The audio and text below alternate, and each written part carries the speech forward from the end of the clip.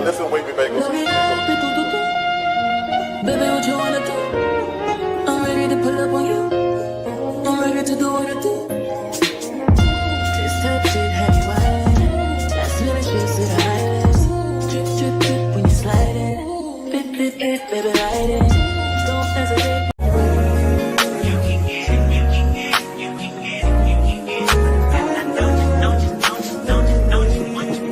Every second, every minute, man, I swear that she can get it. Saying if you a bad bitch, put your hands up high, hands up high, hands up high. Tell them dim the lights down right now, put me in the mood. I'm talking about dark room, perfume, go, go. I recognize your fragrance. Hold up, you ain't never gotta say shit. And I know your taste is a little bit high maintenance. Everybody else basic. You live life on an everyday basis with poetic justice. Poetic justice. Hey. Hey. It's your girl Candy, and I am here with my girls, Tika Deshawn, Monique 69 Ways Junkie. Monique 69 Ways and EJ the TV Junkie. Look, she done cross our names. But I did that. And we're here to talk about ZATIMA season 4, episode 5 and 6.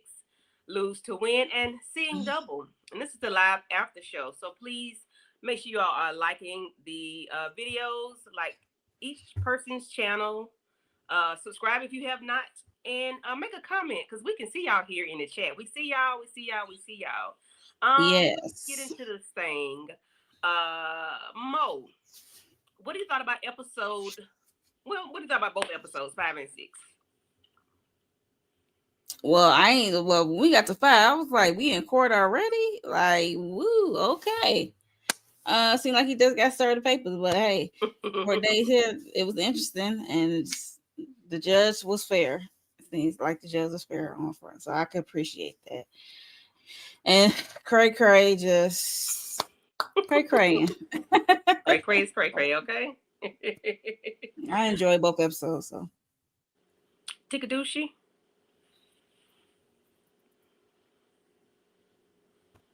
Let's see. Hell, both of them was crazy. Both of them were good. Both of them was like, oh, I gotta go back and watch it again.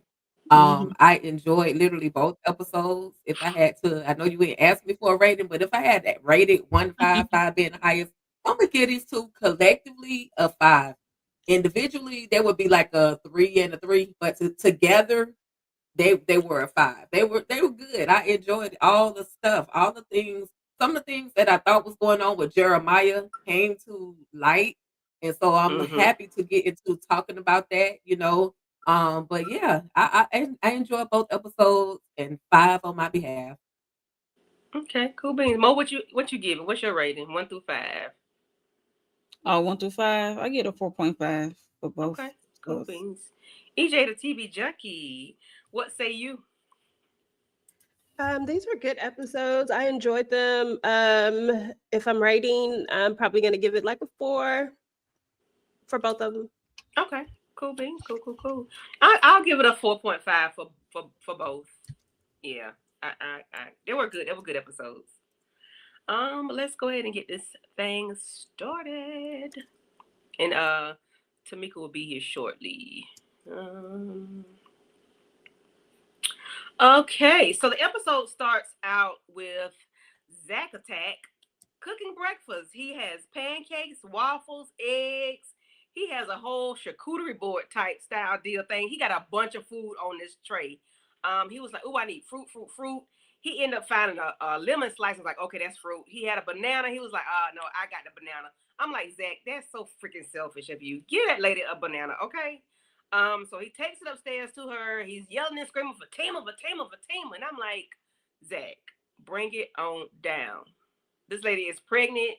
She grumpy while she awake. So what you think finna happen when she wake up? She woke up, she didn't say this though. But Zach, what you want? She woke up all in a disarray, carrying on. And he knocks the food over. And of course, she pissed off, go get ready for court because they got court. Anybody got thoughts on the breakfast scene? Zach being goofy, because that's what I'm gonna call it. He was being goofy. Yeah, Zach was being definitely goofy. the Zach attack. I'm like, how you get her a tray full of food that she didn't ask for? And she even said that, like, I didn't even ask for this food. And then hops in the bed with the tray. Yeah. Yeah. Tika, you Listen, think I y'all. got thoughts on Oh, Zach and my his bad. Go ahead. breakfast? I mean, he tried. Hell, she was just complaining a couple of episodes ago about them not spending enough time together, and I need to make sure you're gonna be here with me. And hell, I would have ate at least a piece of bacon or something off of that plate just the thought that because, and we know Zach is a big old goofball. That's just who he is. That's what makes Mhm. Zach. Okay. And so, Mm-hmm. yeah, for him to waste the food, I was like, damn, Zach, you could have threw me one of them waffles or something, like, bruh, before. But he was trying. He didn't try to knock the food over. She woke up on demon time. She woke up with hell in her. I mean, I'm like, okay, I understand you done got woke up out your sleep, but God, please show the man some grace. He was trying. I'm, Tika I'm, said she I'm woke up just with hell like, in her. come on, Fatima. And I like Fatima. I mean, she He was carrying fine. somebody. He was She fine. carrying a whole human, Tika. Yeah, okay, Moody. so next time, don't feed her ass. For next time, Zach, don't feed her nothing. Don't give her no Look, get sausage, her a no neutral eggplant. grain Don't bar give or her something. no water. Don't even give her no water. Don't give her nothing. Just let her ass roll up out the bed and keep it pushing. Okay, listen, Zach is damned if he do, damned if he don't. Listen, y'all know I don't listen. I have it for everybody. Like I'm gonna give it to everybody, but at this particular time, Zach, I was with Zach. I'm like, dang, I'm trying to spend a little time with you. I'm trying to do better. I'm trying to make this breakfast in bed. Listen, she is eating and living for two people right now. He was trying to make sure that she had options, that she had variety. He don't know if she was going like this or that this morning. Everybody know when they pregnant, one day you might like this, another day you might like that. He was just trying to give her options. I just don't understand why we just gonna do our guy like this. Like why you have to wake up like this? I'm with Tika on this one. She woke up with the devil inside of her. Girl, no. Why? But Zach didn't have to waste that food. But Zach is a goofball. Like I agree with that too. Zach is that person. But I was like, dang, Zach, now you gonna waste the food. Now she really gonna be mad. Stop playing. But it is what it is. I mean, y'all can say that it's the pregnancy talking, but at the end of the day, that was just mean. All she had to do is just be like, babe, I ain't even hungry and don't wake me up out my sleep no more. It was like it could have just been said in a nice, cute little way, and we could have kept it pushing. Yeah, it could have been said nice, but yeah. Hmm. That's all I got. Hey, Tamika, you there? Hey, Tamika. Hey, Tamika. I think Candy was going in and out. Okay, I think something is going on with her thing. Yeah, I think she's switching Tamika, cameras you or there? something. Yeah. Tamika, you there? I Okay. don't think Tamika there. Okay, there Yeah. go Candy. Okay. back. Okay. I'm back. Yeah, I was Okay. trying to add a picture in because one of my slides was messed up. Which is that one. So yeah. So now we at court, y'all. They get in court and I'm sorry, it look like I'm having problems with my Wi-Fi. okay. Mm. Just whenever you're ready, you can just chime in. Can y'all hear me? Yeah, we hear you. Yes. Yep. You good?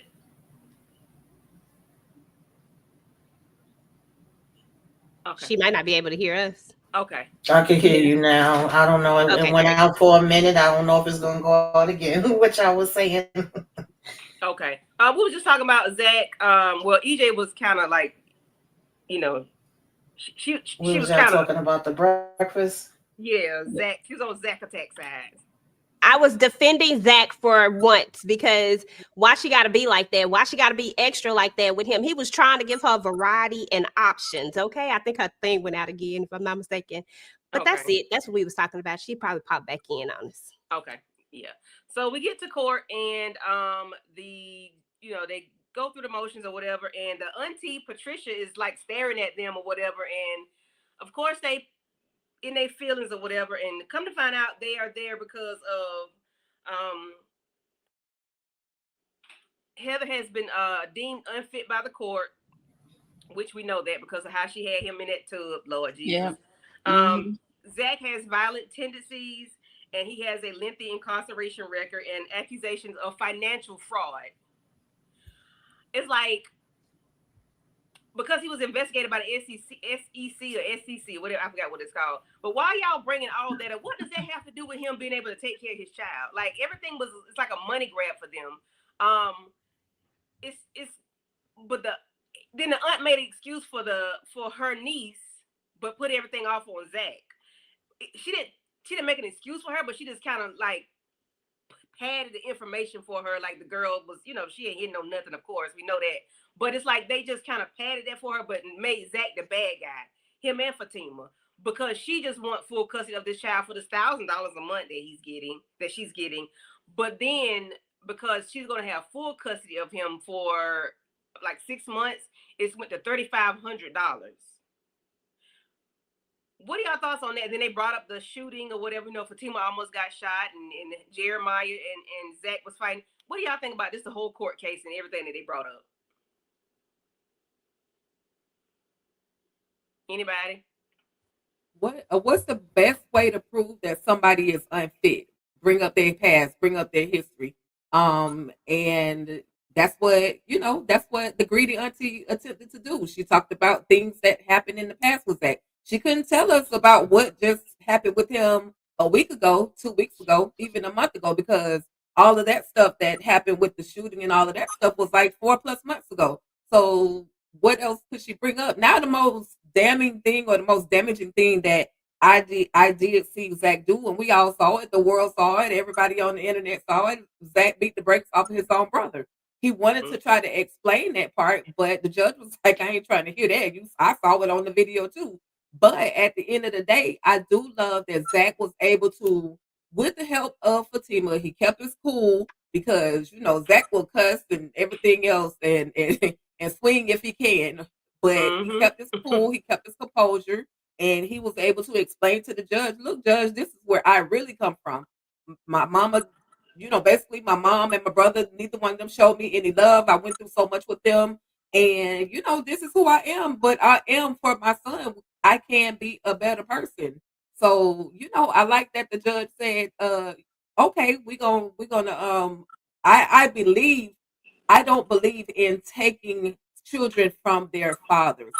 Now, had he had some other kind of judge, that whole statement would have went the total opposite way. And so I love that he had a judge that was actually a black judge, a black man that was there to actually hear him. Monique. Like I said earlier, I like the judge, how he was fair to everyone around. Even he was giving pushback to Zach and to the auntie. I forgot her name, Patricia, Patricia, something like that. Yes. The past, even though it's not considered relevant for this, it's relevant, and it is, because it's another way for the other person to like make you look bad, whether it's your fault or not, from your past. So it's like one breath the auntie says she doesn't like hold it against him, his past against him forever, but then in another breath she brought up that he's unfit because of his past. I'm like, wait a minute, which one is it? Like, you double talking, like you talking out both sides of your necks. But yeah, so I enjoyed the court scene. I did like how the auntie was so proud, or when they was about to up that child support, she showed her that mask came off, and she showed her true colors at that point. For me, at first she was this way, all like emotional, crying and stuff, and then as soon as she heard that child was gonna stay in her custody until he gets some anger management, and up that child support from $1,000 a month to $3,500 a month, child, she better not took off her wig and show her true colors, like, yo.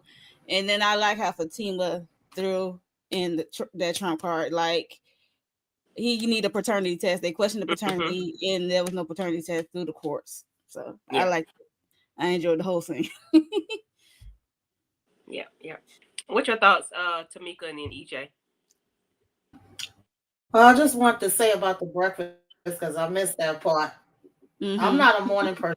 I always work the afternoons and nights, and I still, well, not so much lately because me being sick kind of switched it up. But most times I'll be up all night and I sleep in the day. So don't wake me up in the morning. I'm gonna probably curse you out. However, comma, my weakness definitely you making me breakfast in bed. I will be very happy to have that and then lay my ass back down. But I didn't. Well, I can't say I don't understand because that's typical Zach. Of course, he had to be extra, and then you telling her not to drop the food, but you jump across her and knock everything damn over all over the place anyway. When you could have walked around the damn bed like a normal human being, but that's neither here nor there. As far as the court case, yeah, I had mixed feelings about this because I was saying where Auntie came from. Like, where did Auntie come from? What you been doing? Because we know that Mm-mm. You Uh-oh. breaking up, Tamika. Oh, now she froze. mama was clearly not. And she was called. You breaking up, I'm Tamika. sorry, y'all. My internet is gone internet tonight. I see. I don't know if it's gonna let me finish, but I was saying like with the court situation, I had mixed feelings because my whole thing since what we seen the trailer have been where did this auntie come from? Why wasn't she stepping in from before? From my recollection, but I know that I think that happened on Sisters, and we supposed to be in two different worlds when it comes to this. When the lady came around to tell him about the baby, he wasn't supposed to have even known anything about him. He was supposed to be just finding out about him. But here we saying that she already was in and out the child life and knew that both of them was unfit and that she had been keeping Michael away from him. I'm like, which one is it? That kind of confused me and threw me off because I'm like, that's not the story y'all told us before. And then, the judge, I mean, yeah, they are going to bring up your past. They are going to also look into Fatima because she's in the household too. So even though they was trying to argue against that in real life, they definitely are going to look at, because you're going to be around that child too. Like anybody that's in the house would be investigated or questioned, about what they got going on to make sure that this is a safe space. That's supposed to be the most important thing. So I didn't mind the back and forth as far as that part went, but I just was like, Auntie did get a little funny style when it came to the, whole money thing and just being very adamant about, saying that they were this particular way when you really don't have proof to say that, because the things you're bringing up aren't current things that you have seen from yourself. There's things that you're digging up from his past that apparently they already, established and closed those cases and wasn't anything founded according to them and all of that. So you have to take that part into account too. So yeah, I just was like, it was a little annoying, but it is what it is. Okay. TV Junkie? God dang it. Okay, there we go. Okay.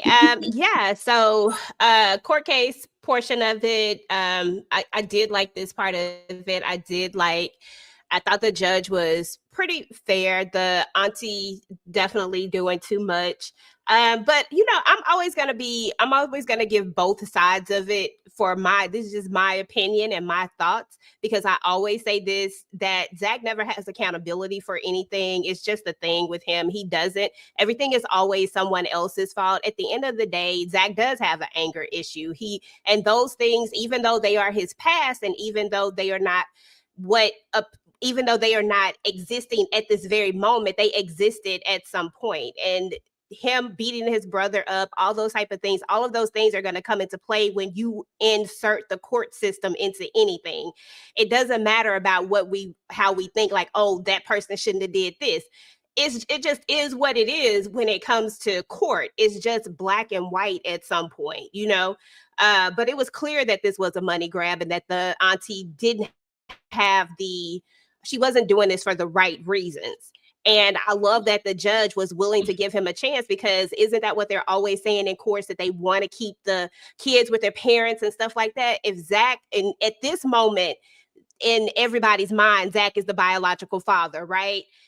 Regardless of whatever the test is, at this moment, he's the biological father. So why should we even be fighting this anyway. At this point, I felt like the judge should have. I didn't even agree with the supervised visitation. I agree with any of that because I don't. Although yes, Zach has an anger issue. Has he ever been angry towards Michael?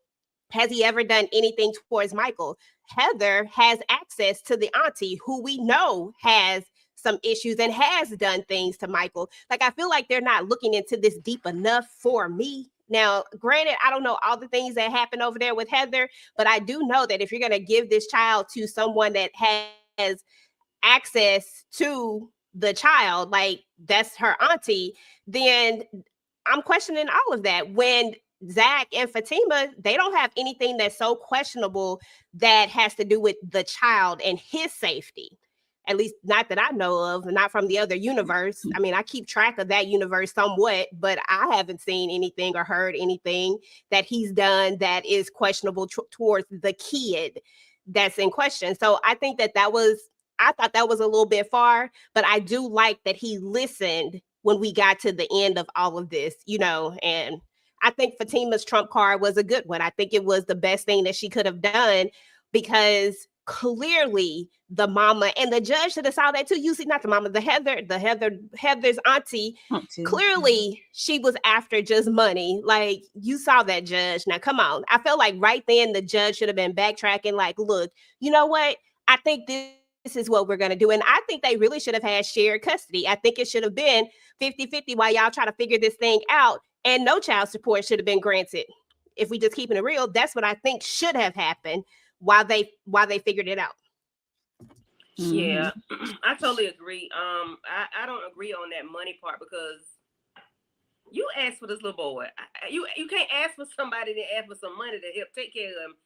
Leave him with his daddy. If you need money to take care of a child, leave him where he at. And because that's all you asking for anyway is money. Because if the child's well-being was really, really important to you, you wouldn't want no money. You would just say, just give me the baby. I got it. I'm going to take care of him. But if you can't afford to take care of this child, leave his ass where he at. Because it's all a money grab. There's nothing wrong with him being with Zach and Fatima. If she pissed me off. If the options are between him and his mama and then this auntie that we don't even know, lady, we don't even know you.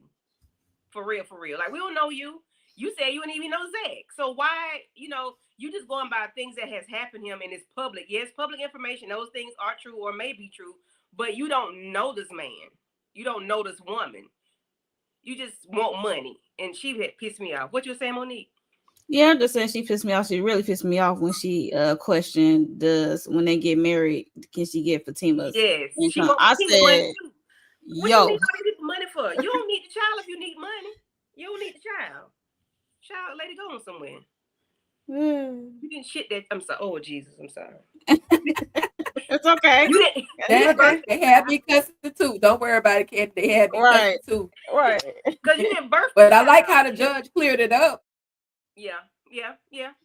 I was just gonna say, I like how the judge cleared it up and said that basically her income was gonna be totally irrelevant to the whole case anyway. And when this new baby get here, we definitely gonna have to do some deductions from what you're getting, which means when the new baby comes, Michael's auntie, because it ain't gonna go to Michael. Michael's auntie is gonna get less amount of money. And but I was glad that the judge did make sure that Zach signed up for some darn anger management because he needs to be there, and Fatima need to go too. I ain't gonna lie, Fatima need to go to anger management too. Both of them. They need to go to anger management. They need to go to therapy. They need to go to family therapy, couples therapy. They do need it. They need it. Lord Jesus, they need it because they pops off. Okay, they pop off people. But so yeah, I think we spent like half of the episode in court, just about. So we get to work. Why is this heifer? What is it? Okay, let me not do this. Okay, so we get to the job. We see Angie walking in, talking, and she's speaking to the co-workers or whatever. She walks in and speaks to Fatima, and she get the finger, like, and she was like, okay, well, just holler at me when you finish or whatever. So as soon as she turned around and walk out, Leslie ass turns around and walk out the office. Then Angie is faced with Fatima. She was like, hold a minute. How your rude ass, like, they're not. Angie, why this lady, Okay, you didn't see her face, but why are we not putting 2 and 2 together? Why are we not putting something together? Of course, apparently that wasn't Fatima, and apparently that's the same outfit. Apparently that's the same hair. Why would somebody else be in Fatima's office? And then this heifer go cut around the corner and start smiling. She is psycho. She don't even look like Fatima from the back. I'm sorry. She does not. She's half of Fatima size. No lie. She's shorter than Fatima. And they do look alike physically, and with the hair, yes, they do. But like, I mean, just the aesthetics of it. Just Mo, EJ, then Tika. This crazy heifer. Yeah, I would have came in. I would have to see her face. Like, I would have waited. She up there. I'm like, she does not look like Fatima from the back.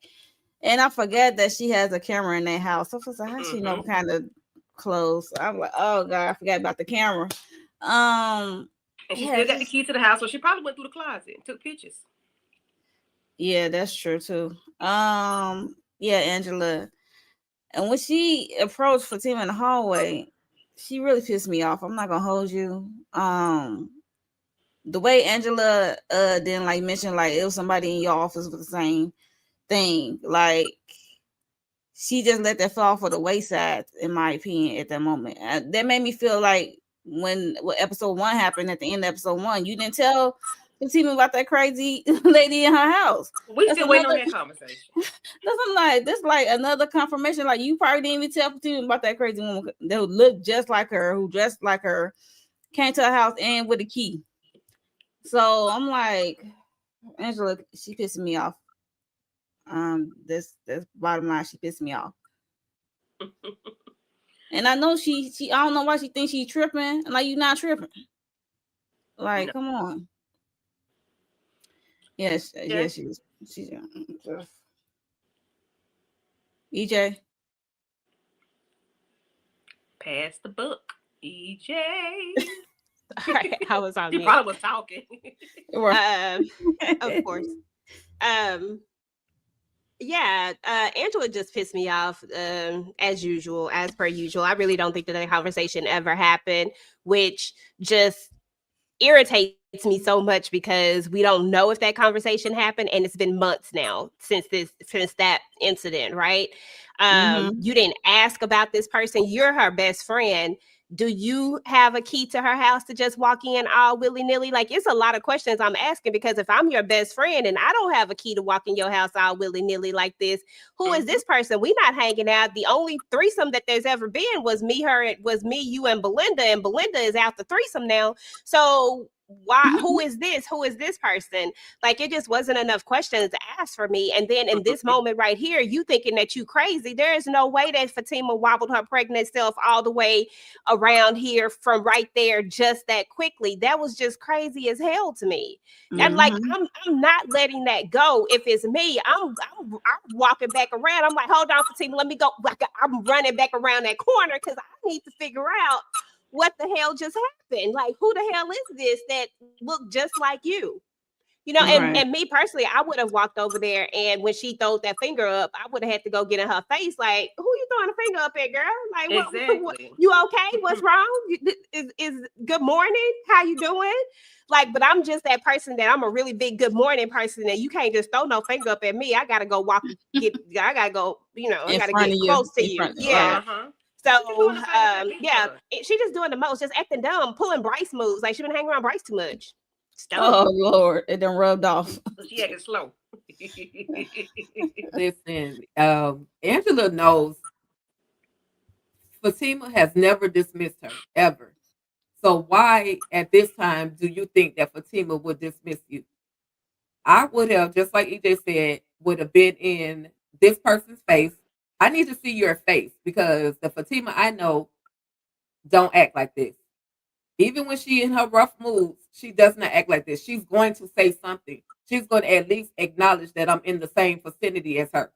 So for Angela not to be on her A game, we need to replace Angela. Fatima needs a new friend. I don't know who it can be. But at this moment, Angela is just the lady in the orange dress doing what Danny. The lady in the orange dress. Yes, that was Yes, most likely because Angela is just not doing her job as a bestie.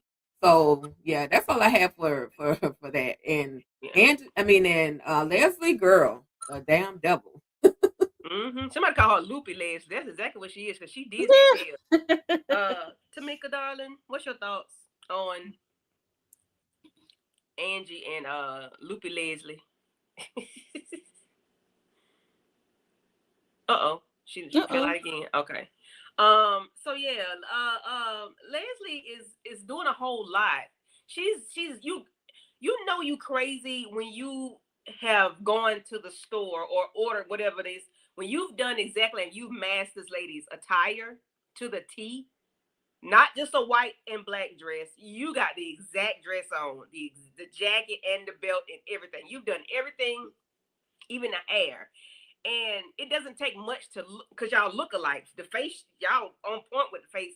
So you go so far to dress like her, and then you at this lady's job, and I'm like, but Mo, you said this lady in the orange dress need to be her friend. No, she don't, cause she ain't paying attention. Cause why you ain't said bye, Fatima, when that lady took the paper out? No, she in that phone. You know, she need Danny on the job. Danny need to be her homegirl, okay? Because Danny would have went and tapped Leslie ass on the shoulder and would all been all up in her face. What's going on with you? Why you can't speak to me?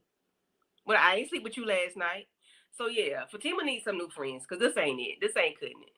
Let's see if we can get Tamika back in. You in, boo?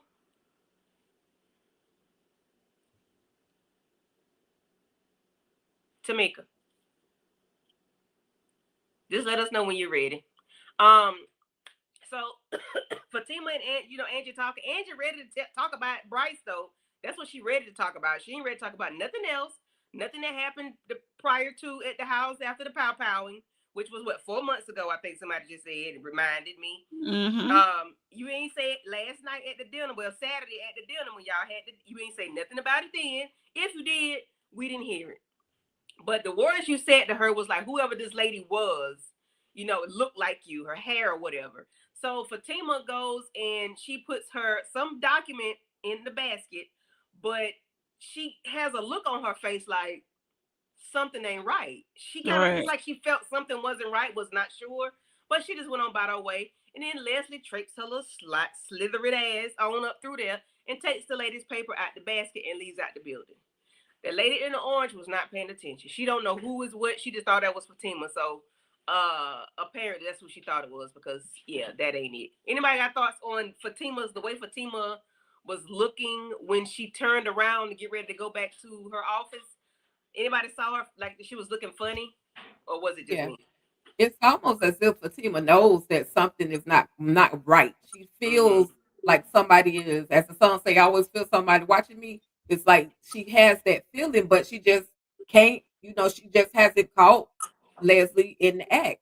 And as far as that paper goes, that was the document that Fatima was supposed to file for Sage. Like, remember Sage kept saying, I need you to do at least, if you can't do nothing else real quick, at least get this one portion of the lawsuit, get that portion done. So that way, I can get this process started and I can be more independent. So she done took an important document, and this could possibly affect Fatima's job with becoming a entertainment attorney. Yeah. Yeah. So let's see. So in walks the this lady talking about Monique. Yes, that lady. Okay. I thought you were talking about the secretary. Okay. Oh no, hell no. Oh yeah. Well, yeah, she, we got to see. We ain't peeped her nose again. We ain't peeped the spidey senses yet. But she comes to Fatima, let her know that she's going on medical leave for a few months. I said, what you going to get, a breast lift or booty lift? Like, what you going to do? Oh, but child. That ain't none of my business. I'm just, HR. What is it called? She said HR. That ain't my business. But she going on medical leave for whatever reason. And Fatima was like, well, I'm about to go on maternity leave too. So she lets her know she has a client that she wants her to work with. And she lets her know it's Sage. And that she has a lawsuit. She's suing her manager, which is her dad. And she wants her to take on the case. And without questioning, Fatima says, okay. have thought I that was too fast for me. That was too fast of a response. Knowing you are, you full blown pregnant and you're about to go on maternity leave, you can have that baby today, okay? Okay. You just told this lady that you can do this for her, knowing full well. I would not have said, oh, I wouldn't have took it. But, okay, this is Fatima. She's, driven. She wants to do this thing. She wants to be a lawyer. So she just dibbling and dabbling in she got a lot of irons in the fire right now. So she ends up meeting with Sage. Sage is the queen of R&B. I'm like, who are they fooling? Because, I don't know who that is, but she's supposed to be Whitney Houston or something with the momager, with the daddy being on. No, we're not doing that. But this is the ZATIMA world. So they just have a conversation or whatever. She lets her know that she wants her to find her a spot to have a small listening session because she has a new album coming out and she doesn't want her dad to have any parts of that album. Fatima does find out that her father has a conservatorship of her until she's 30. And I said, what, she's not 30? But okay. That's what I'm saying. But any of y'all have thoughts on Fatima taking on this immediately without thinking about it, without having a long thought about it? And what do you think of what's going to happen with her and this and Sage situation? Do you see it's going positive or what? I think that Fatima did exactly what Fatima's going to do. Fatima, at the end of the day, she's driven and she's pregnant at the same time. Like, that doesn't mean that everything just stops. The way that old girl in the orange, I don't know her name. I'm sorry that I don't know that lady name. But the way that she explained it, the way that she played it out was that by the time you get ready to go on maternity leave, I'll be coming back and I'll take over. This lays down the foundation for if she does decide to pursue this could be a really good opportunity for her. And it is something closer in the field of what she really loves to do, which is sing. It gives her a foot into that world. And I think that turning down that opportunity, pregnant or not, would have not been such a great move because you don't know if this was the thing that could catapult your career. She's going to be there regardless. Like, Fatima ain't going no doggone where. She could be doing this before she gets ready to go on maternity leave, just how she laid it out. As soon as this is up, I'll be back. Because she asked those questions. And it would be different if she didn't ask those questions. But that was one of the first things she said. I'm going on maternity leave. And she wanted to know what would happen. And then that's when old girl is like, well, by the time you go on maternity leave, I'm coming back. And then when you come back, then there may be a contract for you. There may be something for you after that if you decide to pursue it. So I don't think she acted irrationally here. I think it was a play, and I think it's good for Fatima. Anybody else? Anybody? Can y'all hear me? Yes. Yes. I'm sorry, I had to switch to my phone, child. It's one of them nights. Okay. I pretty much agree with I pretty much agree with what EJ was saying. That's what I was about to say. Like, I think because she kind of laid it out and had answers to all the questions and was saying that's fine, it works out perfect. When I'm leaving, you come in. When you come back, we can have this set up. And I think because Fatima sings too, and when she found out who it is, apparently she's such a huge fan of hers. She can't believe that this is even gonna be an opportunity that she can have. So, I didn't see anything wrong with it. I was just like, okay, girl. Okay. Anybody else? Thoughts on this? No, I enjoy the scene. I just can't believe she's not 30 yet. Ooh, Sage. Girl, you must be living a rough life in this music world. But she said her daddy is controlling. I'm like, so your daddy is not like Matthew Knowles, I'm guessing, but I don't know. Yeah, for all we know, her daddy could be like, oh, I'm sorry, go ahead. Go ahead, Tika. I was just gonna say, hell, for all we know, her daddy could be like Joe Jackson, swinging switches and belts, and even at this age that she is, it's there's a reason why Sage wants to get from under the thumb of her daddy. So I understand that part.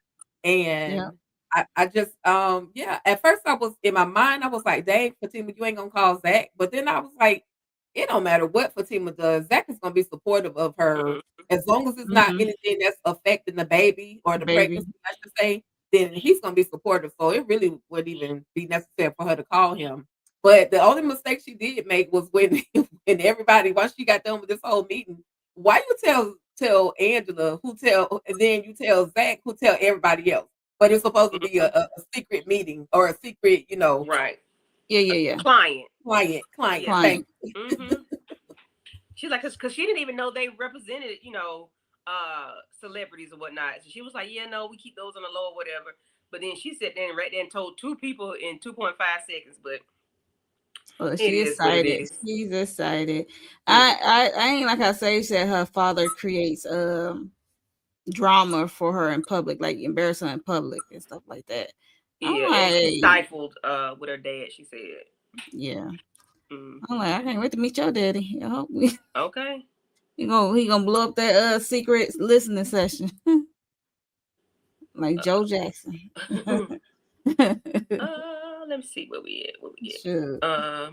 Okay, I think we at the end of the episode. So yeah, at the end of the episode, we have Zach and Fatima talking about, she's got to work late tonight, and he was like, well, he's had something for her, something. He had something big for her in 2 hours or whatever. She's like, she's gonna be home late. So the guys pop in, Bryce and Preston pop in, and was like, they was getting ready to go out to the bar, and they just, want to go have some drinks or whatever. Then we get where I think we brought this up last week. Is he gonna get caught doing this? So he drops another envelope. Tony drops another envelope in broad daylight. He doesn't walk off fast enough, and Mama or Grandmama sees him, and she wants to know, who are you, whatever. So it goes off like that, but he just keeps walking and off into the distance. What are your thoughts on him and this money situation? Tony. I mean, this a weekly thing? I'm like, is this a weekly thing or a monthly thing or everyday thing? I'm like, and how much you put in the envelope? Because yeah. And and Bryce, he's so thirsty to be a part of the boys club. He said, I need something to do besides that, sit outside of Angela's house. I'm like, yeah, you said that out loud. Did you creep? Yeah. Creep. Like, what are you doing? You stalking? You sitting outside her house. Like, that's wild. But yeah, so hopefully, I don't know. She gonna catch him one day. She gonna be right there though. Especially if he has a time that he drop it off normally, because she almost caught him. Yeah. So yeah. Hopefully he switch it up and have a different time of drop off so that she's not waiting, because one day she's gonna be waiting on his ass. Mm-hmm. Yeah. Hopefully he just realized that he don't need to keep paying her. Like, why is we still dropping off money, sir? Like, if you don't want to get caught, if you don't want to be clanked and locked up, sir, I need you to just walk all the way from this. You done gave the money. Okay, give the whatever the amount that it is that you try, give that amount and keep it pushing, sir. Please. This is just dumb at this point. This is just like asking to get caught. It's like going back to the scene of the crime after you did something, that was illegal. I'm just saying, this is just dumb. I'm not invested in this Tony storyline at this point. I'm over it. Yeah. And then I think he's gonna I don't know. Never mind. Go ahead, Tika. I just feel like, I mean, in regards to the storyline of Tony, they had to give him a storyline. Like last season, he didn't really do much. Up until this point where now he's responsible for unaliving somebody. With that, I just have empathy for Tony, because Tony was one of the good friends. He was one of the honest friends. He was one of the ones that didn't, like Nate. Anything happened to Nate, Nate could sit on the cliff and then roll over, and I wouldn't care. Tony was one of the good ones, y'all. I'm sorry. And I just really feel bad for him. I was wishing or hoping that he would listen to Mr. Tyrone and just leave the situation alone. But it seems as if his conscience is just beating him up so badly that he wants, it's almost as if he wants to get caught. Yeah, I'm trying to help these people. Maybe that son or that grandson or whoever that young man was like a was providing something, but the money is not going to make you feel any better because Tony, I mean, you keep going back almost seems like every week, and you're still feeling down and out and depressed and woe is me and all of the things. And so I just need him to go. I need Tony to go and get some therapy or um go take a vacation or something. Go take a break or do something because he's gonna end up in that orange suit if he keeps up at this rate. Him and Yeah, Tyrone. yeah, he's bringing too much attention Right. to himself by doing that. Because my thing is, how, that young man, what they said, he was a teenager or whatever. So it's not but so much money that young man could bring in the house. What are you missing that this young boy was doing? Are you just paying for your wrong that you did wrong, and you're going to keep giving this money, or are you trying to recover the money that he was bringing into the house? Because I'm not understanding. Like, why are we keep like EJ? If you're gonna give us some I money, don't know. give it at one time and be done with it. It's To not. me, it just feels like he's feeling guilty, and I don't know if he think he gonna take his mama or grandmother or whoever the heck that is. But yeah, I could have sworn you told Tyrone last week that that was going to be the end of it, and obviously it's not. You continuing to do it, and now at this point, she done came out and calling after you. The next time she probably gonna be waiting outside for you. I don't know if you're coming around the same time. I don't know what the hell he doing, but he really aggravating my nerves with this. I am interested in like filling in the blanks and telling us the rest of what all went down because I feel like we've been having to be Magnum PI and try to piece the pieces together. So, if they get into a little bit more of that, I would appreciate that. But him just going and dropping this off is definitely giving that his ass gonna end up being arrested before the end of the season at the rate he going. I just don't understand what we doing with that. Mm-hmm. I agree. So I did mix up my slides. I added Angela and Fatima beginning of episode 6 in episode 5, but nonetheless, we weave that right on in.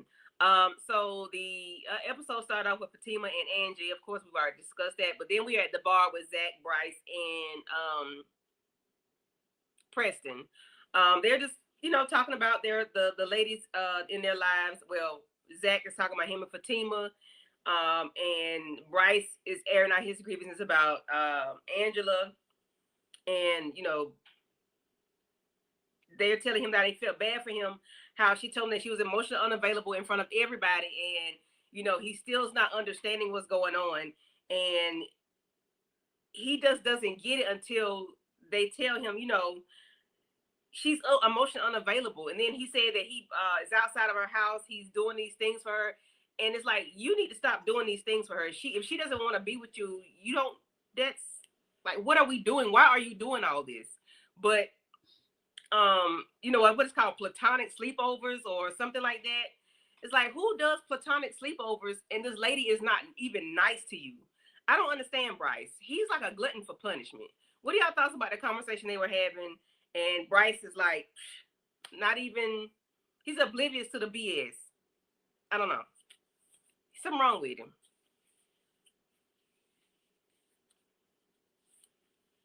Tamika, Yeah, Mo, EJ, then Tika.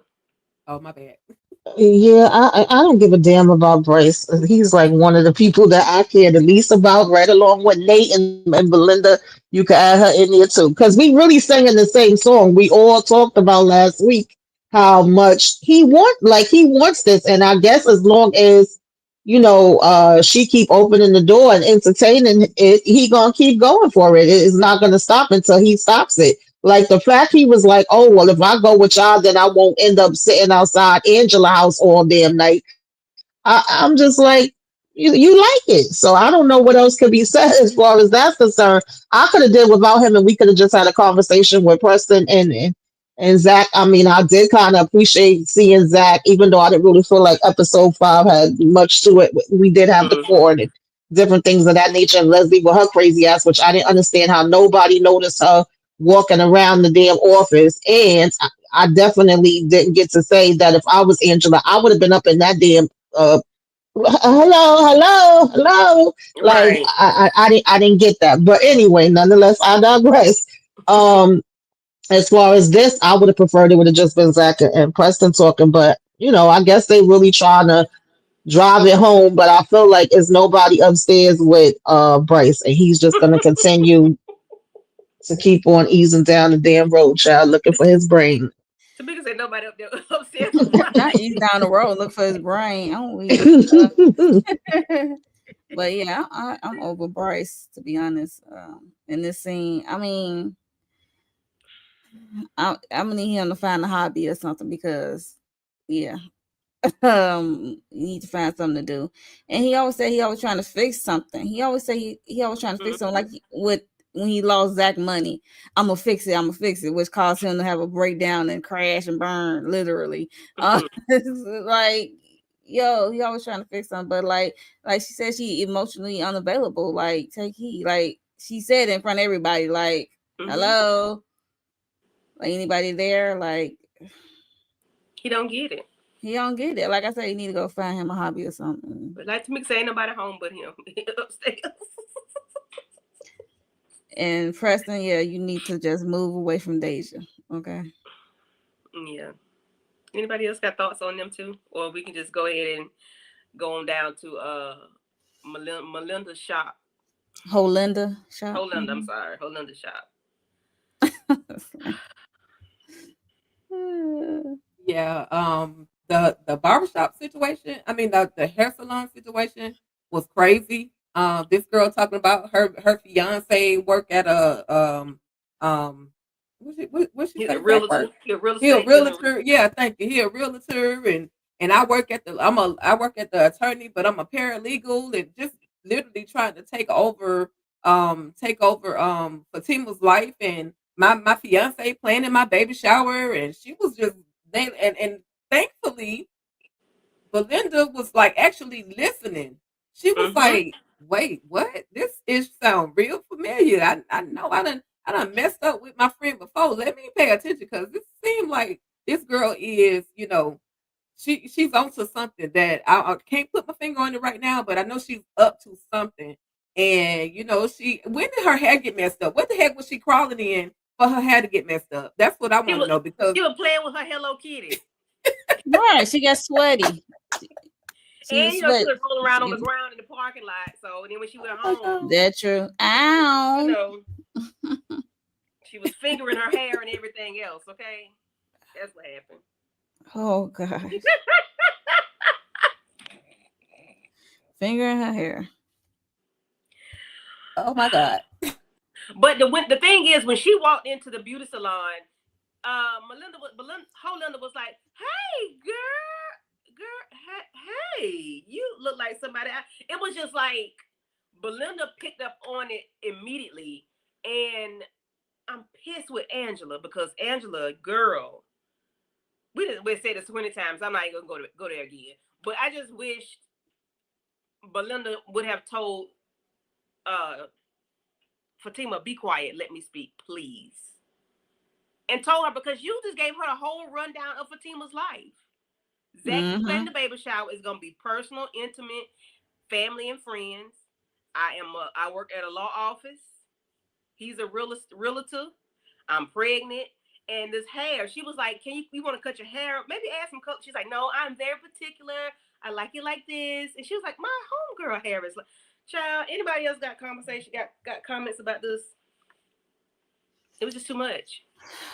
Yeah, it was too much. And yeah, I'm glad that Holinda was clocking it. Like, wait a minute, that sounds like me. She said, how you know I'm the one that messed up? That's like, and that made her like call Fatima, and I'm like, okay, did Leslie crazy behind use a credit card or some kind of card? Was it her card? Because you probably can track. Oh, she looked at it. Okay, yeah, she's like, I can track her with that because, girl, and I'm surprised she had money. The way she been running around, she jobless. Her mission in life is to run around and see what Zach and Fatima doing. Like, yeah. Yeah, I was actually about to, I'm sorry. I was saying, anybody else got comments on Belinda? Yeah, I was gonna say I was actually surprised. I'm about to give Holinda some damn credit. I said, well, maybe her being nosy and messy is actually coming in handy with this particular situation because she observed more and caught on to more, even though she didn't know all the pieces that Angela had. And Angela been right damn there. I'm like, girl. And so maybe this is going to lead to her being the one to actually expose this whole situation. I don't know, but it's not that much you having all this stuff in common with my damn friend in the freaking world. You coming in dressed like her, you want your hair like her, you know, you got a similar relationship. Is there's too many damn similarities to be a coincidence. And I definitely agree. I wish that she would have been able to, you know, say to Fatima what she was thinking and what she really was calling about to begin with. But I understand because of the dynamics and how bad she messed up that Fatima's not trying to hear it because she's like automatically thinking it's something she want to tell her pertaining to Zach and some woman that want him, or making it seem like he wants some woman, and every time she call is something messy. This is what messed up our friendship in the first place.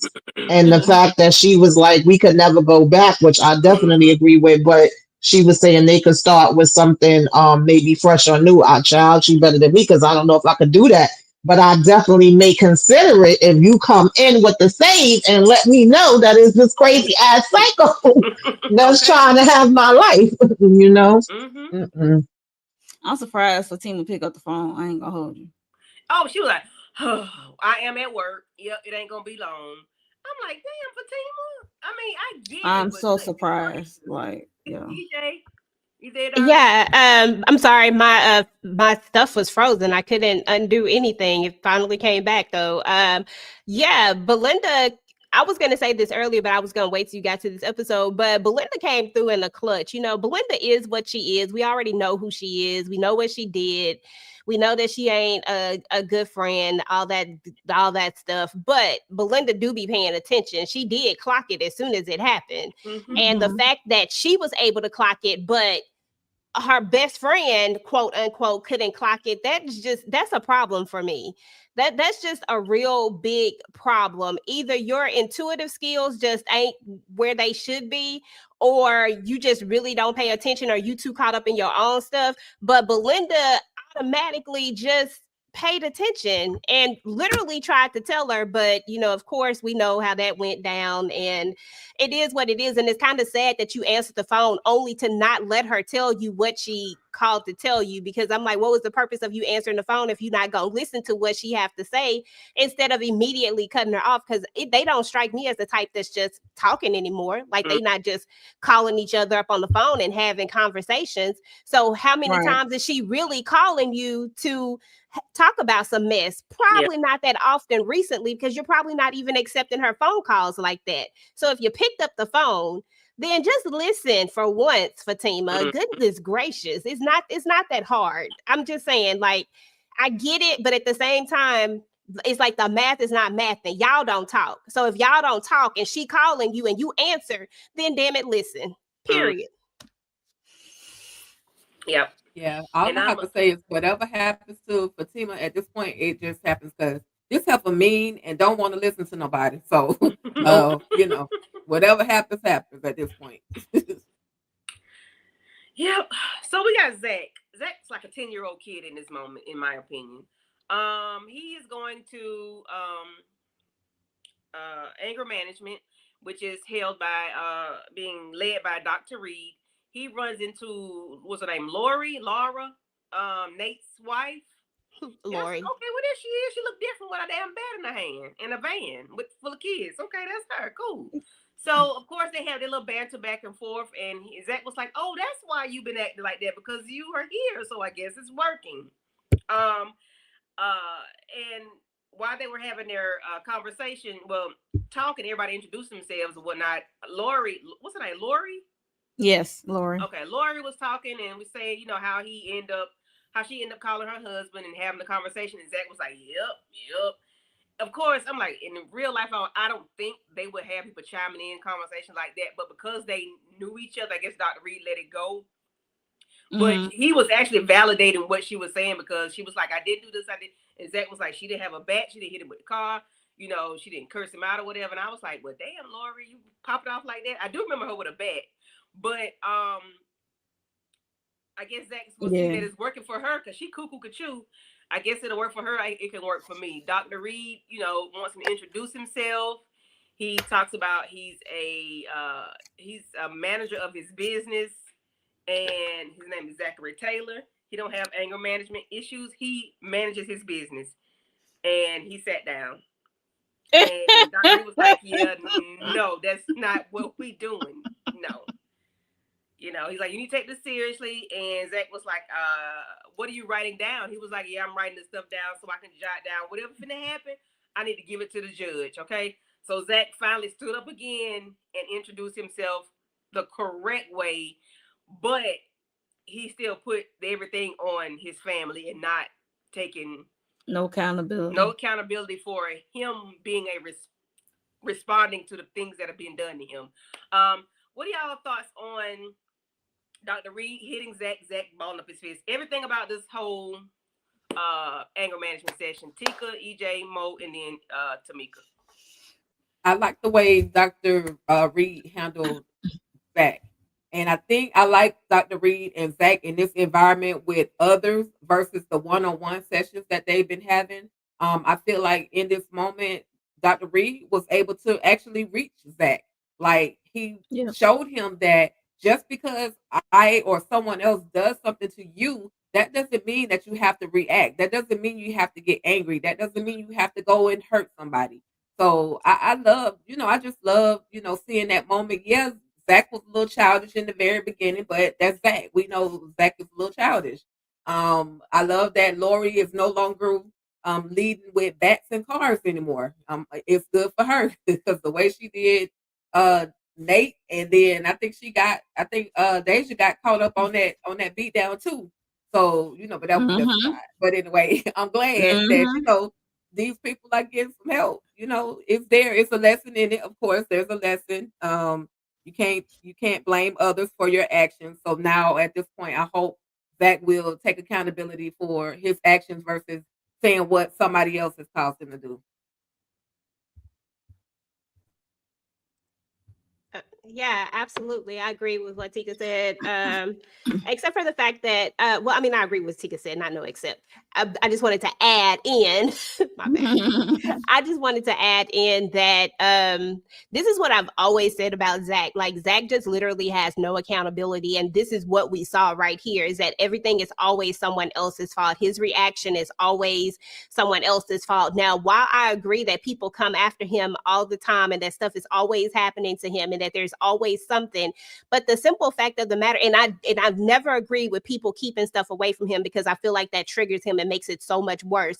I've never agreed with any of that, but at the same time, I always said that Zach just needs to slow down and stop sometimes, and he has to be accountable for the things that he does. Like, people are always going to come for you. People are always going to say something or going to say stuff to you. And if ain't nobody putting their hands on you, like if they literally not putting their hands on you, meaning that you have to protect yourself, then you do have the option to walk away from it. And you do have the option to not go and seek it, because with Jeremiah, he went and sought it after he heard about what happened. He could have handled that in a different way, and that video would have never existed, which means that they would have never been able to try to use that video to justify taking his son away from him. Every cause has an effect. And I feel like this is the lessons that Zach is learning. But the thing is that it feels like we continue to go down this road with him, of him learning these hard lessons, but they're the same things every time. And it's always about his anger. So I think that this is really good for him. And I hope that he sticks with it, because I just hate how they abandoned the therapy thing. Like, I was so here for the therapy story, and I was invested in that storyline with Zach, and I wanted to see where it would take the character, but it felt like we abandoned it somewhere. I don't know. But, I hope that he sticks with this, and I hope that we see these changes in him. And Lori is just a fool. Zach was in there trying to pull her back to the bad side. They up in there just doing the most. It was just funny to me because Lori has a reason to act up. I mean, anybody who is married to, anybody who's married to Nate probably gonna have some anger problems, and I really can't even be mad at her. But I'm glad that it's helping. Yeah, it's definitely doing that. Praise the Lord. Mo and did Tamika. Well, I agree with Tika and EJ. They said it all. It's good to see Dr. Reed, and it's good to see Lori. like EJ said, I'd be crazy too if I was married to Nate. Yeah, I'm just glad that they brought Dr. Reed back because I did like him going to therapy, and they did abandon it. So hopefully they do more than one scene of this anger management. So yeah, it's just good to see Lori and Dr. Reed, and seeing Zach being tested and show him the way to. You don't have to always react. I said, Zach and his 10-year-old self turning around, squeezing his hand. And I said, if you don't sit your little 10-year-old self down on the Always playground. be in high school. Right. Yeah. Like, Tamika. no. Yeah, I pretty much agree with what y'all saying. Zach was being a full man child, like him seeing Dr. Reed, like, what you doing here? Hello. He like, yeah, you can't get away from me. And the fact that he was saying, oh, I just stopped in to get a bite to eat and observe, I don't have no anger issues. And then you want to give Lori and Nate's full relationship and what their problems are. Oh, I know everything, and say what Nate's reaction was to it. However, we have never seen you sit your ass down with Nate and be like, boy, you bugging out. You need to be doing this and that and the third, even though Nate probably ain't going to listen to you. But, you making it seem like you know all the ins and outs of it, and you so quick to talk about their stuff, but you don't want to talk about your own stuff. Because, of course, we know, like y'all all said, no accountability, no responsibility. And I'm not mad at Lori for beating Nate with a damn bat and squares. He haven't got worse than that. But, I'm glad myself. We all need work in different ways, and I love the exercise that Dr. Reed did with him, and the fact that he was like, yeah, people gonna do everything. You could sit here and be like my mother, brother, sister, cousin, but at the end of the day, you also can just cut ties with them. Don't deal with them, or deal with them, accordingly, and hands leave for whatever, and or just say no and don't be bothered with them at all. Like, you don't have to have these interactions with them that you've been having. And when it's all said and done, you need this for the court, but you also just need it in general for yourself. I'm definitely glad to see them put this part of it back in again. I agree with everybody on that. Yeah.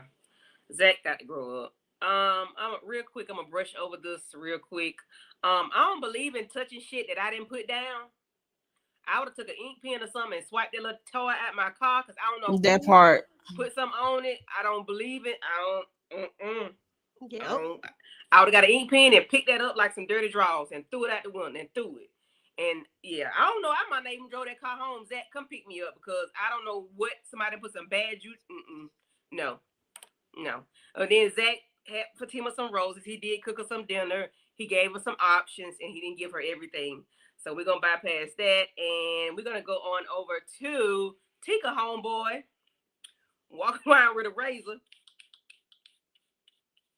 I say, what was he shaving? Why the hell was he shaving? And blow it off, then scrape a little bit more. Oh my God, Jeremiah. Go ahead, Candy. I'm sorry. No, you did right, girl. That's that crackhead stuff. You never know what them drugs will do for you. Look, you see in his head with the patches like he's starting to stop. I said that's why his head looks like that. He take a razor and scrape his head. Shout out to Hydro Skin. They sent my husband a free razor. Hey. He don't even Not mad at that. He use razor. He use clipper shine. But anyway, so yeah, we have what's her name? Connie. Yeah, I said homegirl from the hood. Connie from the neighborhood, sitting on her steps. You could tell like of course we know she got a lot going on, but she just sitting there people watching, and Jeremiah pull up on her and they're talking, have a conversation. Well, she's talking to him, and he was like, he saw his mom and he want to go back and see. Did he say he want to see her again? Yep. Yeah, he said I want to see her again. But of course we know how he saw her. He got high and saw her.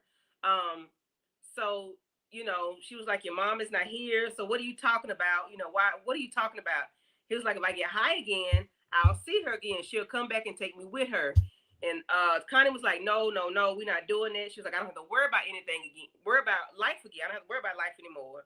She's trying to tell him don't say stuff like that. All of a sudden she gets faint. And, he was like, are you okay? She was like, yeah. He's like, you need to go in the house, and take care of yourself or whatever. I got me, don't worry about me or whatever. Then he goes into his little corner and talks to himself about how he lost his family, his wife, his kids, how that needle is his God, and he just sticks it in his arm, and I'm assuming he overdosed. I hope he ain't going to glory. I hope he just out for like a light for a minute. But thoughts on Jeremiah and Connie's conversation? Tamika, Mo, EJ, and Tika.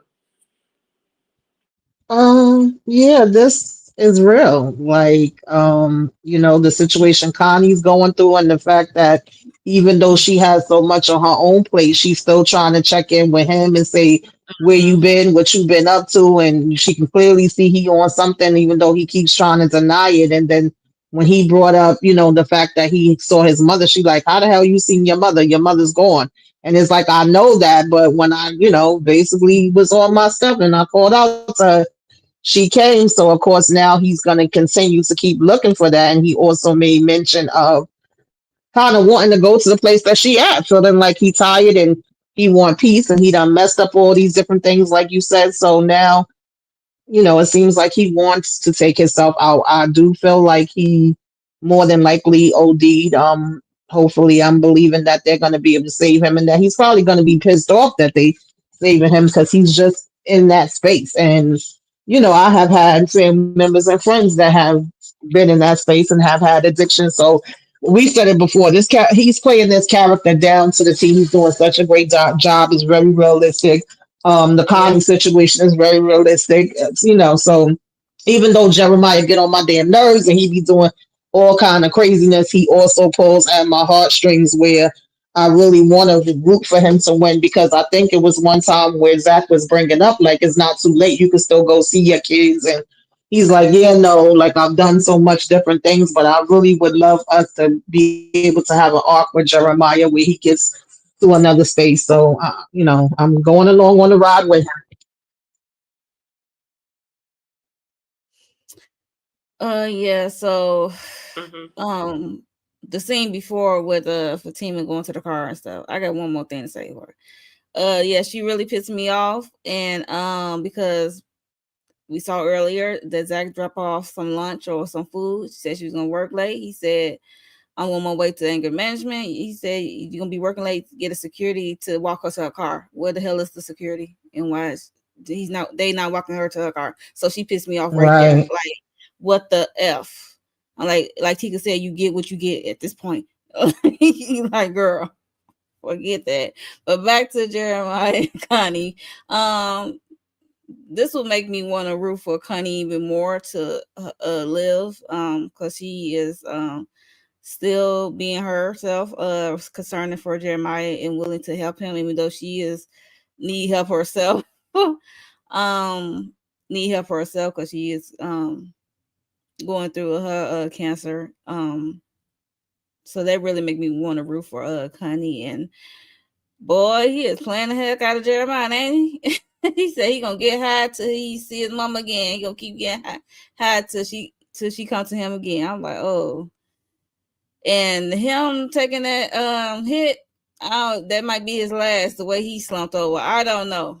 It could be his last. It could be R.I.P. Jeremiah, but we'll still see. I hope not, because I like to see him on the screen. I would like to see him get clean and mend his relationship with Zach. And yeah, get clean. See his kids. His kids still around, right? As I'm tripping. I don't know where they are, but he was like he got kids and his ex-wife or whatever. So I'm sure they're Mm-hmm. around somewhere. We just had never seen them, of course. Okay. Yeah, hopefully he get better to, fix his life. And if his mom do come to him, I hope she's like guiding him in the right direction, opposite of what he doing. Mm. His guardian angel or something. So I don't know. Yeah. I want I want the best for Jeremiah and Connie. Mm-hmm. I'm gonna need Connie to tell somebody. Tell somebody, like, girl, you about to fall on the ground. Like, Mm-hmm. at least Jeremiah had a little strength left to catch you, Mm-hmm. So it's like, yeah, she is fading away, seems like. So. Yeah, that breaks my heart. Yeah, For yeah. both of them. And her children too. I'm like, Mhm. girl, where your kids? Like, ugh. That's it. That's all I gotta say. EJ. So yeah, this part right here, like, I fell in love with the character Connie, and I love Jeremiah too. Like, they just bring something extra to the show. You know what I'm saying? So I'm hoping that Jeremiah is not gone to the upper room, but if he is, hey, I forgot his real name. Tika always said, but he did a hell of a job playing this doggone character and bringing him to life. Hell, he sold me on the crackhead journey. I ain't even gonna lie to you. I said, ha, that's it. I don't It's know so that it silly. looked like it. So I do hope that he gets to stay around, and I do wish the same thing that Mo said. I would hope that he gets to stick around so that we can get this reconciliation with him and Zach, and we can get to see him turn a corner. We know that that's not always how the story goes, but there are a lot of stories where it does go like that, where people do find their way off this drug and find their Mhm. ways back into society, and maybe mending that relationship first can lead to him mending these other relationships. So that would be my hope. And Connie needs to lean on these people. Like, she needs to lean on other people. Like, it's okay to, when Zach was going through something, she was right there trying to be there for him. Now I know we started out a little rough with old Connie, but Mhm. can't say that she wasn't there. We can't say that she don't be looking out for Nate and Tony and always trying to be there. Let them people look out for you as well. And that's going to start with her saying something, because they can't look out for her if they don't know. I know that Tony knows. And right now he going through his own thing. And that's the other thing that irritates me with Tony, is that she going through something bigger. I don't give a, let me not be that person. I, I'm trying not to look at it like that, but Go ahead. in my I really feel like, yeah, you going through something, but it doesn't compare to what she's going through. You can suck that shit up and be there for her, because you're the only one who knows. And you should be telling Zach and everybody else about it, because y'all talk about every doggone thing else. Y'all always telling stuff. And even the way Nate is, I feel like he would be there. I mean, he the one who ain't Yeah. got no place to live. He could come over there and stay with Connie. I'm just saying, like, we got options. We got choices. We got things Well, that we could do. But Tony is doing the most for me, and that part irritates me about him. And that's why I say I'm not that invested in his storyline. I feel like his storyline, even though we got that, we need to lean on being a real friend. How about that? yeah, because you have Yeah. that. You have, like you said, you have options, and you can make it work however you want to. And he probably would help. You need to be home with your own kids. However, if you are displaced because you don't act right with your wife, Connie, she does need help some kind of way. So she could use the help. I mean, he homeless. He might as well. I'm just saying. Might as well do something good with his homeless self. Yeah, he might well do some good. Yeah, yeah. He might get to see Peter at the gates. Child. Maybe Yeah. one or two. I mean, I got maybe one, two, or three thoughts. I'm trying to Go gather ahead. my thoughts. I noticed that the core friend group, in regards to Connie, they haven't been seen together.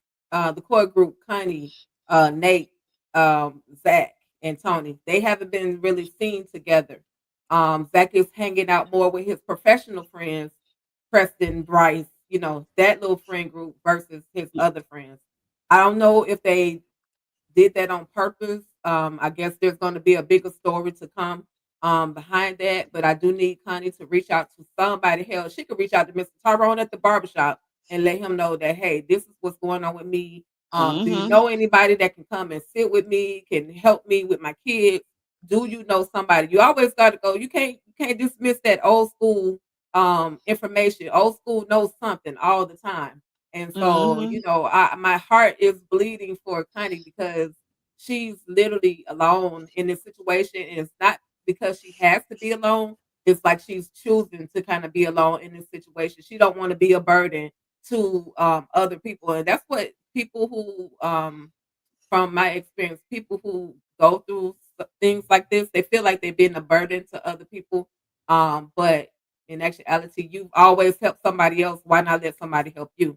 That's my thoughts on Connie. When it comes to Jeremiah, shout out to Amir Baraka. I say this every week. Amir Baraka killed this role literally as Jeremiah. And when I tell y'all, this man, like literally, he lived this life. Like this is him for real. Like he was on drugs. Amir Baraka, he talks about it, being on drugs and recovering. So there is actually light at the end of the tunnel. I'm just hoping they'll give Jeremiah, like Monique was saying, EJ was saying, everybody was saying, let's give him an opportunity to rebuild. Okay, yeah, he OD'd, but now he's at the hospital. He's recovering. Somebody find him, but he's in this little makeshift house that he got over here. How long? How many days will it be before they actually realize that he's gone? And is anybody gonna even realize that he's gone other than Connie? Maybe she already was sitting out there saying that she had been looking for him. So they and I act like I know these people, but Courtney Glade, who's the writer on this episode, he brought some reality to a lot of these storylines. And again, that's why the episode collectively got a 5 for me. I know you didn't ask me that, but yeah, that's just how I felt. That everything that was going on, each individual character, Jeremiah as well as Connie, one is giving up, one is choosing to give up. Basically, really, both of them are really choosing to give up. Connie is not reaching out, for help, so she's choosing to give up. Jeremiah is choosing to give up. Only difference is he literally has the needle to speed his process up. So yeah. Would it be considered on Connie part? Would it be considered selfish since she has kids? Yep, I would think so. Yep. Okay. Because you're not giving yourself a chance to be there for your children. Like when you gone, your children's gonna be in the system. Yep. So yeah, that's fortunate. Yep, but that's that. Who is this? What's that? Okay. You would think that the medical system. I'm sorry, Candy. But I was just gonna say you would think that the medical system or the social service system or this doctor, knowing that she doesn't have anybody, would try to put her together with a social worker to set some things in stone for her. Because what if she is doing her radiation or her chemotherapy and she passes out right there while she's going through all of these treatments? Then what are you gonna do? Like I feel like we are a village. The doctor is a part of that village as well, and he should be able to set some stuff in place for her too. But that's just me looking on the outside. I'm from the outside looking in on this whole medical system that we deal with in our great country. Yeah, I was gonna say that to a certain degree it is selfish towards her kids. Or a lot of people today. So yeah. Can y'all hear me? Yeah, we can. Okay.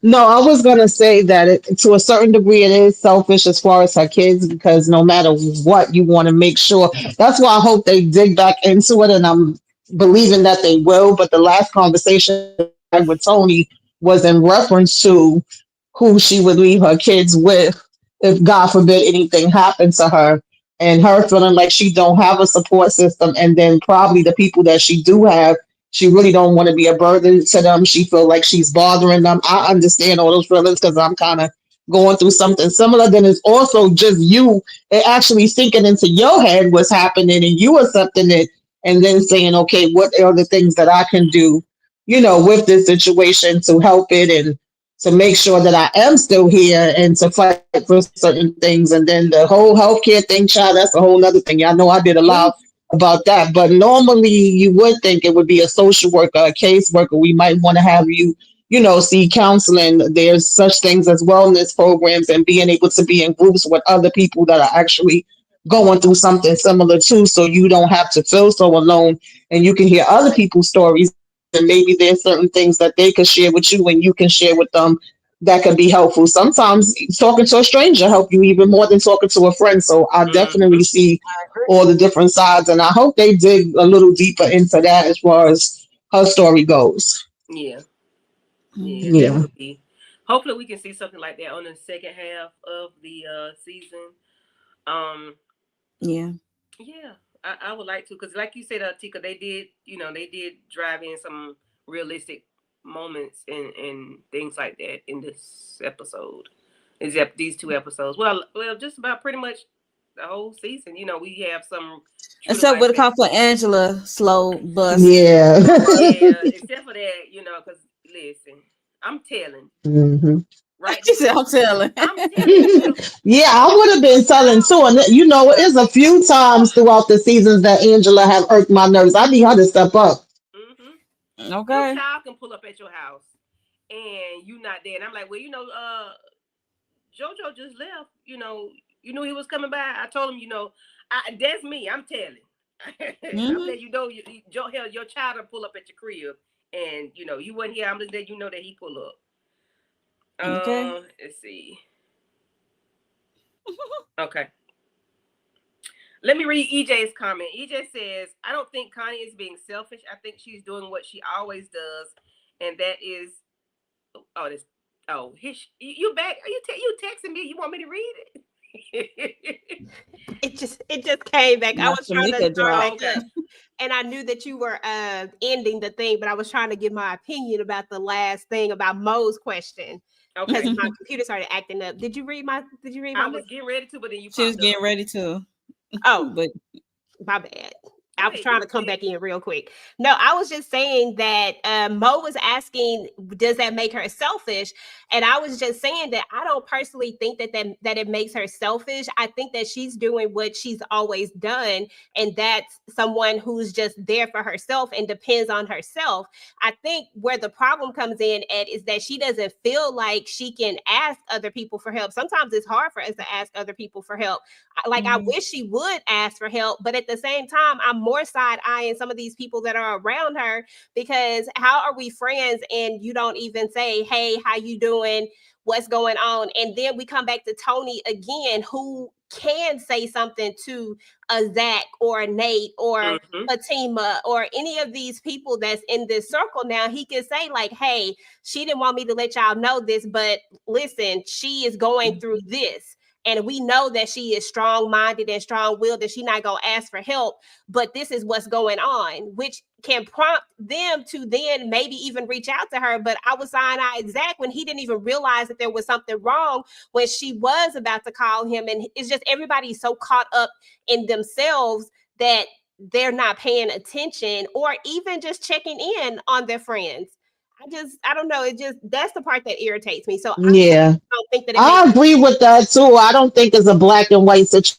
I think it's a number of things. And when you're usually the strong person that usually does everything for yourself, and you're the one that usually other people depend on, and you're used to always being there for them, it's hard to be like, now I'm the one that need help. Now I'm the one that can't do it. But even Jeremiah in his state noticed for a minute, like, what's going on, Connie? Something don't look right with you. So if he can see it, I know that Tony, Nate, or whoever else should be able to see it too.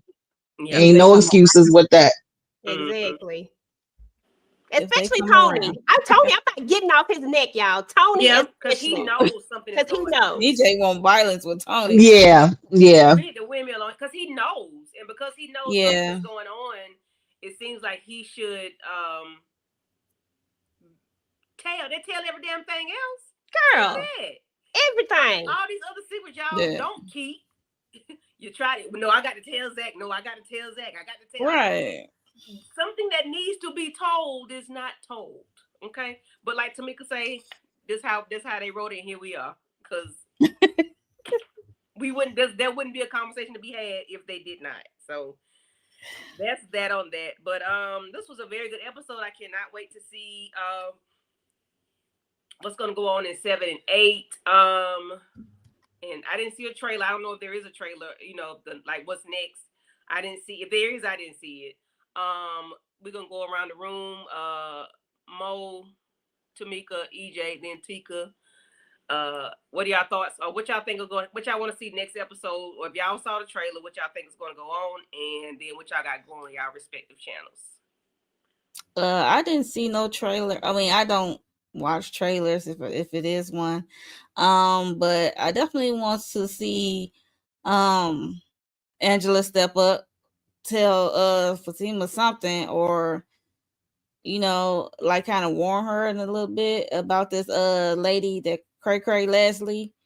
And I just definitely want to see Zach continue his anger management with Dr. Reed and stuff. And I'm gonna need to see Lori and Nate on the screen together. For real. And Holinda as well. I like to see all three of them on the screen together interact. What else? And Fatima getting her these baby kicks, so she say just a kick. Yeah, it's more than that. And I'm gonna need her to listen when she her fiance said have the security walk you to your car. Like, I know sometimes she thinks she's Superwoman and thinks she bad because she be carrying her little blicky and stuff. So like, girl, you still need security to walk you to your car. And Bryce, yeah, go find a hobby. Okay. Go get on a dating app or something if you need to be with someone. Shoot.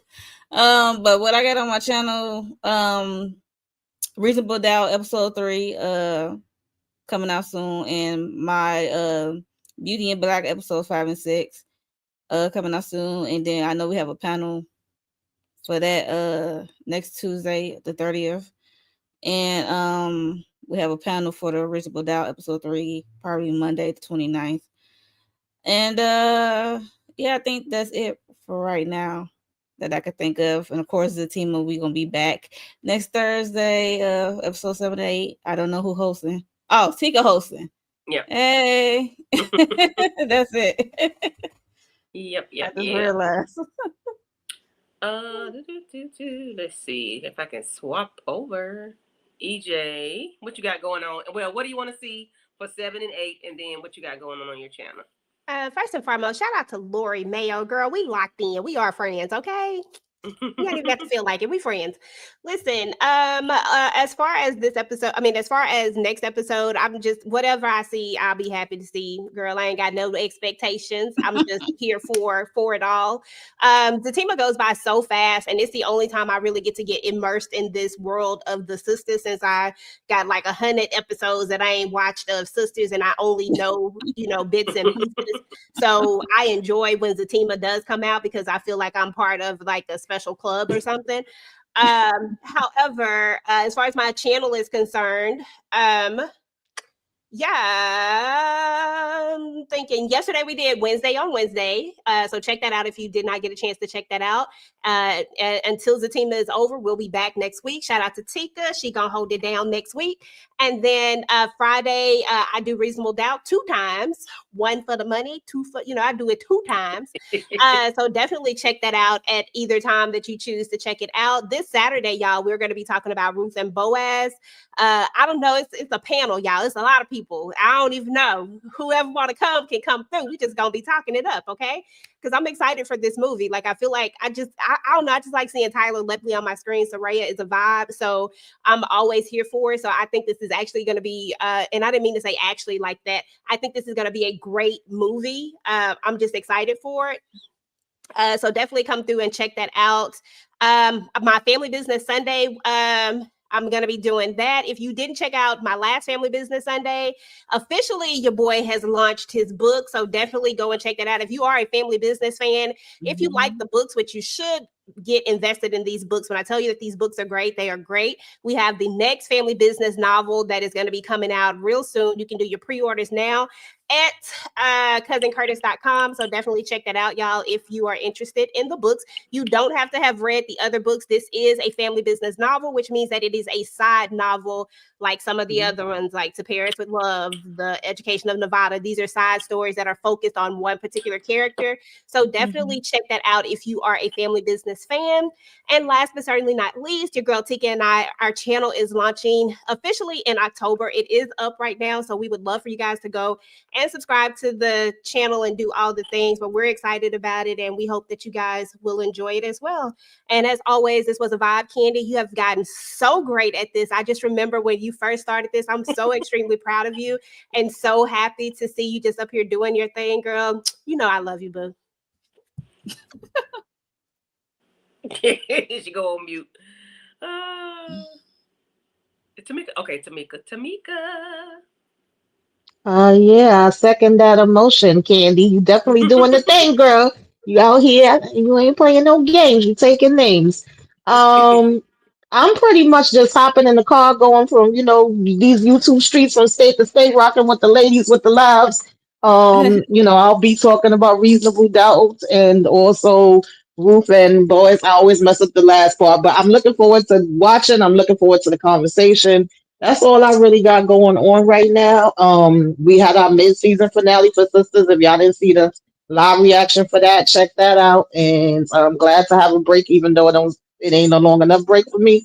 Um, and as far as the team, I don't know what I'm looking forward to. I definitely hope that they dig deeper into the Connie and Nate situation. They show us something else with Tony besides him knocking at these damn people doors. Hopefully, he knocking on Connie's door.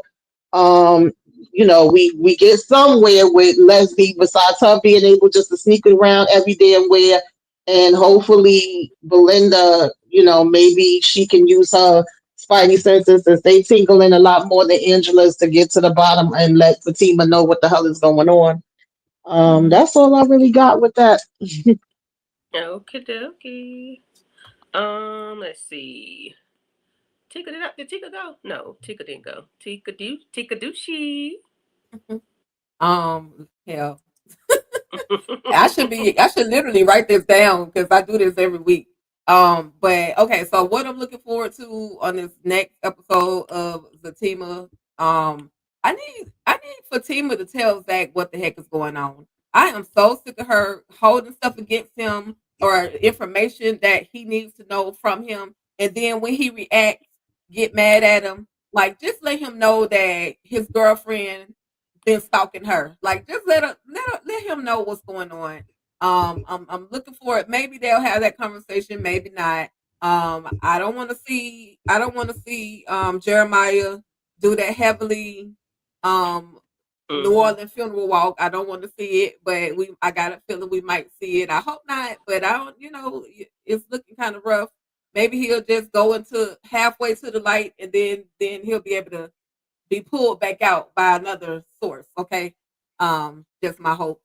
And yeah, shout out to Candy Love again. Just like everybody giving Candy that love, she deserves it, y'all. I mean, I am here to witness as well. When Candy started from, just the beginning to me and my big mouth saying, "Girl, go on and do it, just do it, just do it." Yes. Me and Y'all push others, me but off the porch.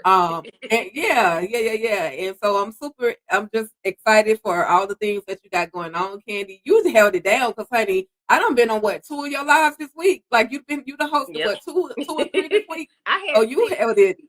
I had 6. Okay, so you held it down. Okay, now I can't work like that, but I salute you.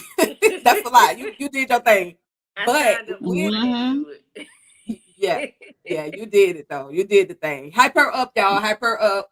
And Hype so up. also, Like the okay, video. hey, like that video. But with that being said, they already said what I got going on. I'll be hosting 2 episodes of Zatima next week. I'll be hosting 2 episodes of Beauty in the Black. And for those, I said this last night, for those of y'all that love Terrell Carter, aka Attorney Varney, this man has new music out there. So go to his channel, Terrell Music, and check that out as well. I also did my bootleg reaction to his latest video. I have a question. And it's available on my channel for y'all to check out right now. I'm also stepping into a little bit of the reality TV world. So I will be recapping Special Forces. Like I said last night, I want to see how tough Madam, aka Eva Marcel, is really going to be on this whole Special Forces show. And one of her other cast members is Justice Smollett and a host of others. But that's about it for me. Y'all just stay locked into the channel, keep the notifications on. You'll be surprised when your girl just pop up and do anything, okay? And I appreciate y'all's support for sure. And make sure y'all like, share, and subscribe to every channel on the panel, okay? All right, I'm done, Candy. Yes. And what you got going on? So like I said last night, I'm in the car. Me and Tamika in the car riding together from state to state. and we finna hop in. I jumped in the car tomorrow for a reasonable doubt because I watched the episode today, and I need to join that conversation ASAP to the pronto. I need to get in on it. So EJ, send me the link, or K, if you out there, send me the link for tomorrow night. I got you, boo. I got you. I'm gonna jump in the car all the way in Dallas for Boaz and Ruth. I want to jump in the car for that as well. But before I go any further, I want us to sing "Happy Birthday" to Lori Mayo, and we can make this real quick. Happy birthday! We're on this special day. Hey, happy birthday is what we here to sing. Hey, girl, that's not the version. I'm thinking of the one that they do at the restaurant. And I thought you were going to sing "Happy Birthday to you." I thought you were singing that one. Happy birthday to you. Happy birthday. Now you'll never forget this birthday song. Happy birthday, Lori. Go, Shawty. It's your birthday. We're going to party like it's your birthday. And I can't think of Isaiah's. What's his name? Isaiah. I can't think of his birthday song that everybody be playing nowadays. It's not coming to me. The one that Isaiah J sings. Birthday to you. Happy birthday to you. Okay. Yeah, okay, now it's coming to me. I'm like, I knew that's the one. I love that version. So many birthday songs. Yes, it is. Yes. Right. But all the birthday songs, all the birthday shout out and love go to Lori Mayo. Thank you for coming through. We appreciate you. You are a big supporter of us. And we just want to, let us know it's your birthday. We're going to shout you out. Okay. So with that being said, we're going to be up at this thing because we are at an hour and 41 minutes. 42 minutes. Get a press in. I ain't remember no outro. See y'all later. Bye-bye. Bye, y'all.